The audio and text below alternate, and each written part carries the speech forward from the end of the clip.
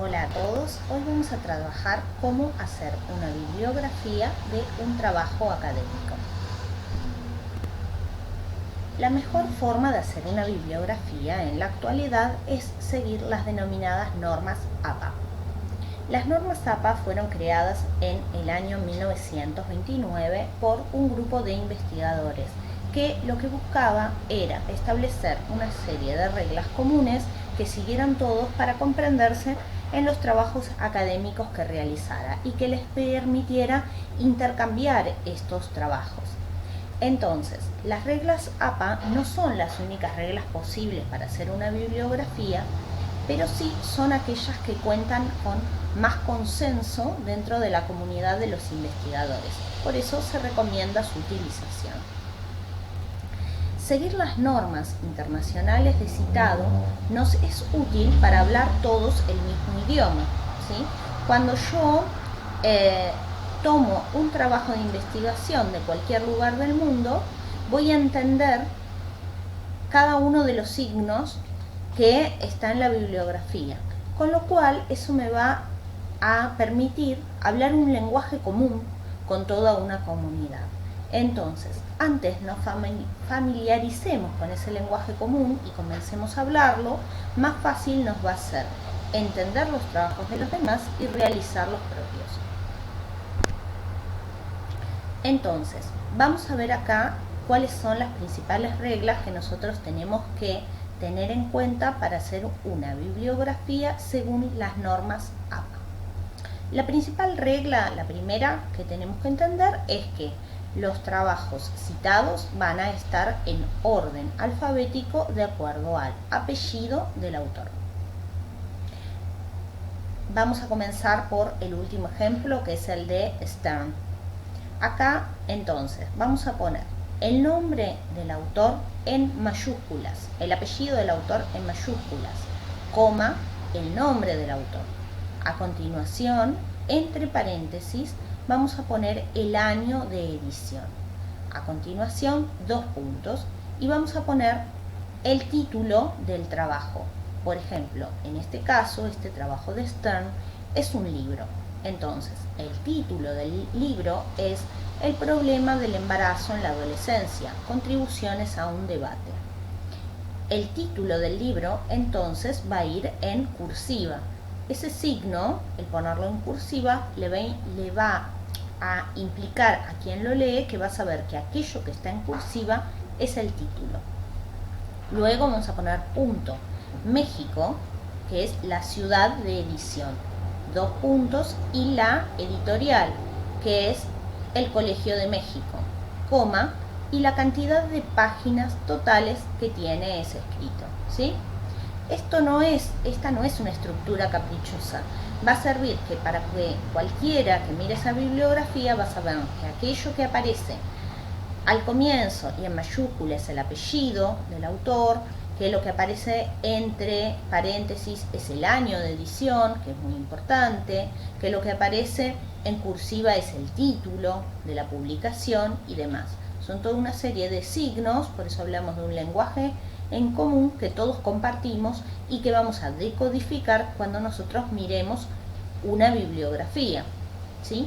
Vamos a ver el primer ejemplo porque nos sirve para saber cómo tenemos que colocar en la bibliografía cuando se trata de un artículo, ¿sí? En el caso de un artículo, y en este caso tenemos 2 autores, lo cual nos sirve para conocer otra característica. Entonces, vamos a poner el apellido del autor en mayúscula, Mendoza, coma, el nombre, Walter, y el otro autor, Subiría, coma, Gracia, el nombre, entre paréntesis el año de edición, que es 2013, y luego, entre comillas, el título del artículo, que en este caso es El embarazo adolescente en Perú, situación actual e implicancias para políticas públicas.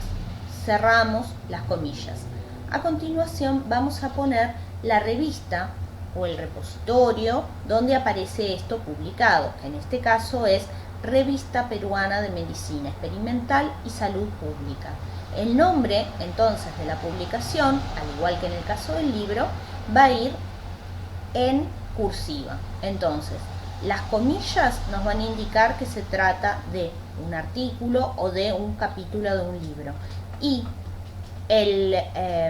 la cursiva nos va a indicar que se trata del libro o de la publicación de la revista o demás.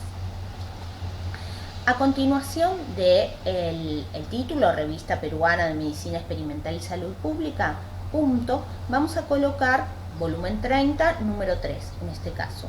Es decir, eso nos va a permitir, le va a permitir a cualquiera que quiere leer este artículo que nosotros citamos en la bibliografía, acceder a él.